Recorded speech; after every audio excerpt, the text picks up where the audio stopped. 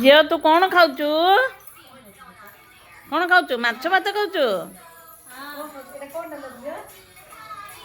ବାପରେ ମାଛ ଭାତ ବୋଇଲେ ଗୁଡଲିର ବଡ଼ ଶ୍ରଦ୍ଧା। ଖୁସିରେ 2 ପିସ୍ ପିଲା ଖାଇବ।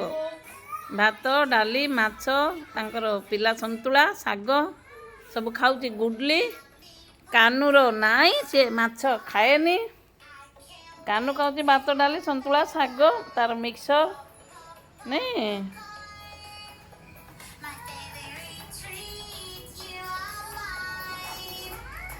ଦି ଜଣଙ୍କର ଖାନା ଚାଲିଛି। ସମାନ ଘଣ୍ଟେ ଘଣ୍ଟେ ବସିବେ 2 ଜଣ।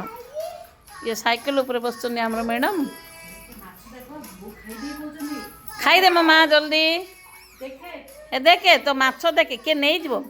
ଦେଖିଲୁ ଦେଖିଲୁ ମାଛ ନେଇଯିବେ। ଜଲ୍ଦି ଖାଇଦେ ନହେଲେ ମାଛ ନେଇଯିବି।